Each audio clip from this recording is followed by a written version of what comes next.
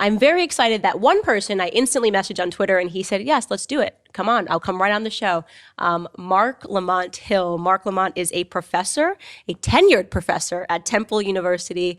He teaches media studies. Marc Lamont Hill, welcome to the Candace Owens Show. Thank you for having me.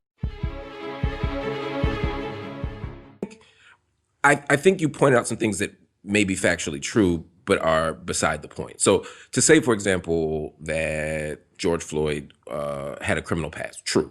Right? The problem is those things can be used as a distraction from the point that you did touch on, which is that this was wrong and that state violence is wrong, no matter who it's against. And to me, whether he was on drugs, whether he robbed 10 stores, is irrelevant to this particular conversation. I mean, in terms of justice being served, it was immediate. So what I didn't understand, was why we had the responsive protests when justice was served, right? You're usually protesting because you've been aggrieved or there's been a wrong and you're looking for something to be corrected. This was not that circumstance.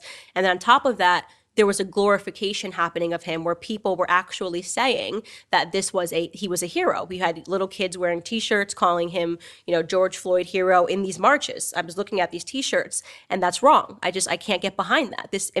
If your point is that you're defending Black lives, this whole platform is supposed to be about Black lives. George Floyd spent his entire life harassing Black people and destroying Black lives. So I just don't see how it can be both. The justice wasn't done yet. Right, one officer, at the time of the protest, one officer was arrested. There were 3 who stood there with their hands in their pockets, doing nothing, watching him die. They were complicit, and they were fired, right? But they weren't arrested. So you felt they should have been arrested immediately?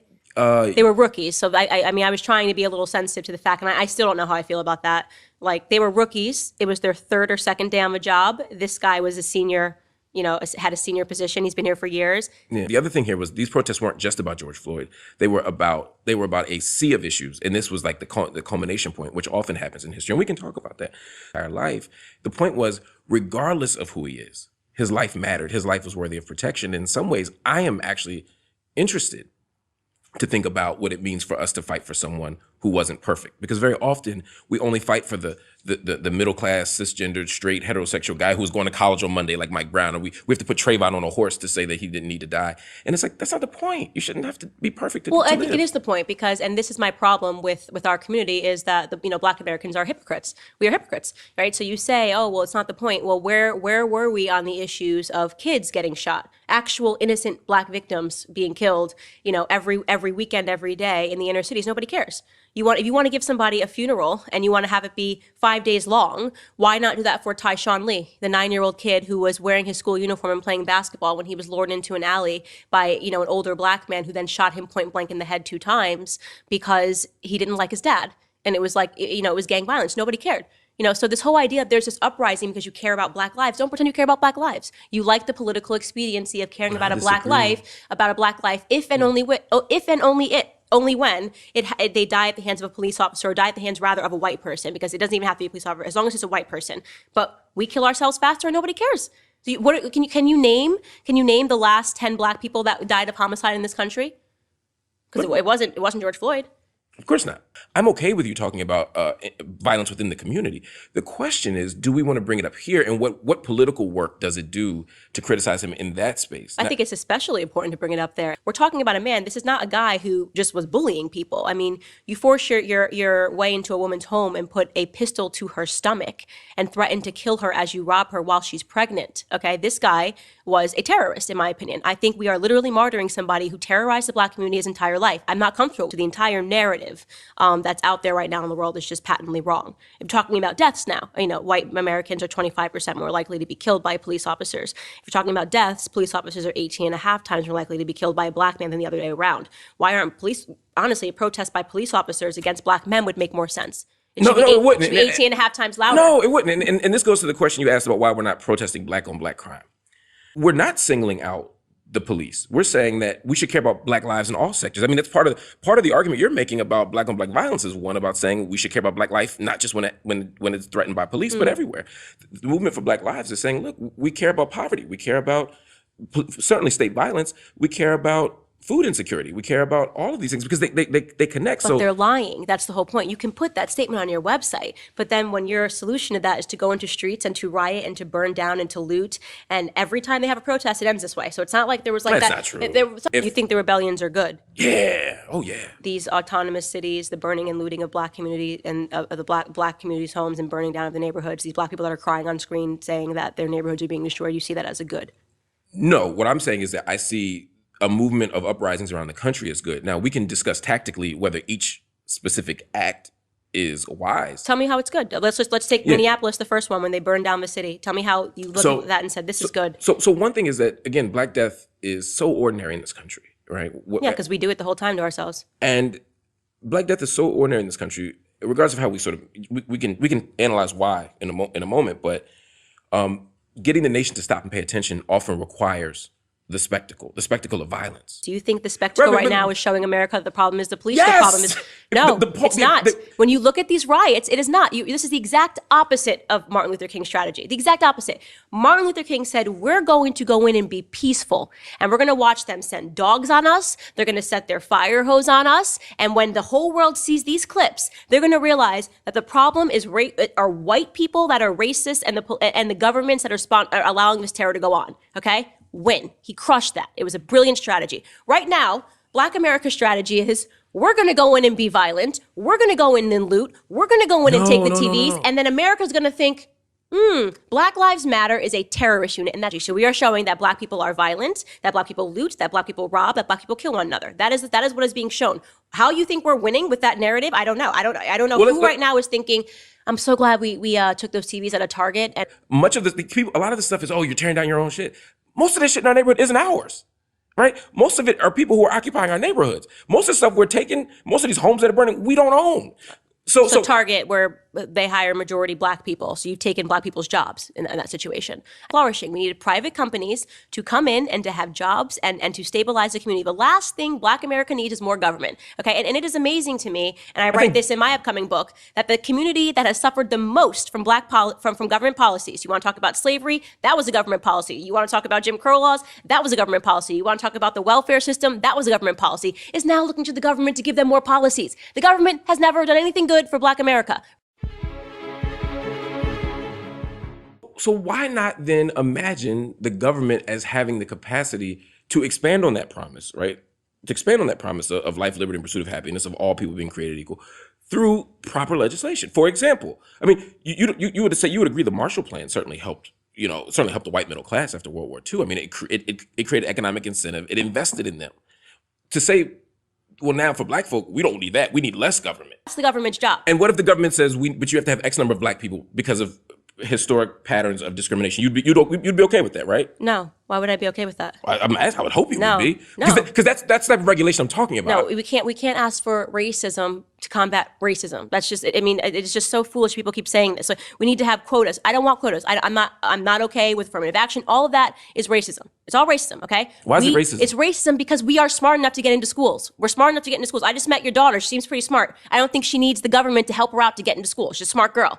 Okay? What? It shows that Black kids, when they are mismatched in schools because they are accepting affirmative action policies and putting them into schools where they get that they are into. If you're saying people who are mismatched for schools don't stay, I'm not disputing that point. And they actually end up being at the bottom of their class. It's actually bad for Black people. Affirmative action has harmed Black people because here's the problem, and I'm going to tell you exactly what happened.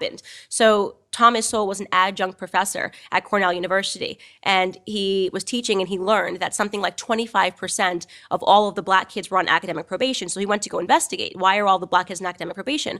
Well, it turns out all of those Black kids were let in based on affirmative action, meaning, and he said, by the way, these were the top tier Black kids in America. If they had actually got into a school, maybe they went to UNC instead of going to Cornell, they would have been at the top of their class. But because they mismatched and they put them into a class that was slightly higher and they weren't able to compete at the level of everyone in that class, they were then at the bottom. It doesn't help those kids to finish at the bottom of Cornell rather than finish at the top of another school. If that were the argument, I would agree with you, because when there are situations where people are mismatched that dramatically, you're right, they don't do well. That's what I'm saying. I was never disputing that point. What I'm disputing is the idea that that is the framework for how affirmative action works, or how we've ever wanted it to work within universities. The idea here is that, one, we believe that diversity is an institutional benefit, that we all benefit when schools are more diverse, not just black people because we got into Harvard, but white people for having black people there, and vice versa, right? So you're against HBCUs? No, I'm not against HBCUs. That's weird. No, I'm for white people being allowed to come to HBCUs. In the same way, I think that's absolute. What do you think, it should have a quota of white people that are allowed in? Do I think there should be a quota of white people to make sure that they're getting a good, diverse experience you just talked about? If there were, and then I want to return to this other point because I think it's key. It's apples and oranges, but yeah, I'm always apples and oranges when you want to talk about equality when it comes to Black America. No, because white people aren't being systematically. It's not a racist society to let them in based on the color of their skin, but it is racism if you don't let them in on the color of their skin. What I'm saying is that if there were a history of white people being denied access to Howard or Morehouse or Spelman, then I'd say yes, we absolutely need a quota of white people because they deserve to be there. We value breaking down education even via our hip hop, our music, everything. We actually value a lack of education. We see that as Black culture. You get what I'm saying? Like Ebonics, that's us, right? And then we're how is Ebonics a lack of education? And then what I'm saying is that what Ebonics is you're breaking down the English language, right? And then we're surprised. No, it's a dialect of the English language. Okay, it's a dialect of the English language, but it's not proper English, right? And then we're surprised when 75% of Black boys can't pass a reading exam, and then we want to blame the government, right? 75% of Black boys in California, then you want to say it's the government. The government's doing something wrong. What are we doing wrong? Right? Do we do anything wrong? How is an all-Black dorm not segregation? Because white people aren't being denied access to it. No, that's what they're creating. All Black dorms where only Black people can stay. But again, as a practical matter, white people aren't asking to be in these dorms. It's not as if there's a line of white people saying we would love to be in this dorm, but these Black people won't let. I think trans is a mental disorder. I think there's tons, gender dysphoria is a mental disorder. There's tons of mental disorders out there. There are people that walk around down the street and think they are Superman. Think they have powers and they can fly and they're Batman. The request of the trans community is not that I'm actually a man, but I want you to pretend I'm a woman. The argument of the trans community, which I agree with, is no, I am a woman. And so I want you to revert me. But you're not a woman. So that's the problem. So this is what I say is now you've asked me to take on your mental disorder, right? So I am okay with the fact, the argument from my uncle who thinks he's a Native American from a certain tribe is that this is what he thinks. He thinks, but he's not. Okay, so I'm not, then to say to me that argument is valid because he thinks it, no. Just because you think something doesn't make it real, okay? But that's exactly what gender is. Gender is exactly about an experience and a performance and a social construct. It's not a social construct. Stop saying a social construct. To say that words don't have meaning and they're socially constructed means nothing, and I'll tell you why. They are. But you say that, but then This wasn't always a book. Okay, this could be called mug. So then you know what it is? Our entire discussion about Black America meant nothing. There's no such thing as racial injustice. See what I did there? Because Black is a social construct. Yeah, but we live in a social reality. So within that social reality... It can't be both, Mark. So you either think that the gender wage gap is BS, that feminism is wrong, and that racial disparities are all BS because everything's a social construct. You're either going to go full postmodernist and say nothing is real and it's all made up, or you're going to acknowledge that there are some hard, concrete truths. If there are hard, concrete truths, you and I are Black, okay? That's not going to change because we wake up and we decide, you know what, today I'm white and it's just how I feel, and today I'm Chinese. No. You and I are Black, okay? I'm not disputing the fact that certain body parts yield certain kinds of possibilities, right? What I'm disagreeing with is the idea that that is the measure of whether or not you're a man or a woman in society. Okay, but it has now come to a point where if you say that only women can give birth, you are called a bigot. That is crazy. That's nuts. If you say, like J.K. Rowling did when she got canceled by the Harry Potter cast, that only women can menstruate. Okay, can men get their period? Can you help my audience? Can men get their period? Some can. Okay. Yeah. So, are you ready? I'm ready. On your mark, get set, world, I give you Marc Lamont Hill. Wow, I didn't expect this. I'm so nervous. First of all, we're in a desperate and trying time. It's more important than this book. And right now we need radical imagination. We need to not be prisoner to the moment we're in. We don't need easy solutions. We don't need simple solutions. We need to suspend all of our disbelief and invest in each other, believe in each other, and figure out new, more amazing and ambitious dreams than we've ever had before. It's the only way we can get out of this moment of darkness, of violence, of pain, of inequality, of injustice, of deep harm. We can't run from history. We can't escape history, but we can wrestle with it, and we can ultimately not be prisoner to it. And I'm proud of what's happening on the streets. I'm proud of what's happening around the world, and I'm proud to be engaged in dialogue that gets us there. I don't like to plug stuff, but I do think at this moment, this book is actually useful. It's called Nobody, Casualties of America's War on the Vulnerable, from Ferguson to Flint and Beyond. I wrote this 6 years ago. It came out 4 years ago to talk about Flint and Baltimore and Ferguson and all these things. I didn't want to just talk about what it meant to be killed by police or what it meant to have lead in your water. I wanted to talk about the historical processes that got us there. I wanted to talk about the conditions underneath that keep us there. But I also wanted to leave with a sense of hope that, again, we don't have to be prisoner to this moment. We don't have to be what we once were, that the world can be different and better or more fair and more just and more free than we could even imagine. And I believe that all of us together can make that happen. That was great.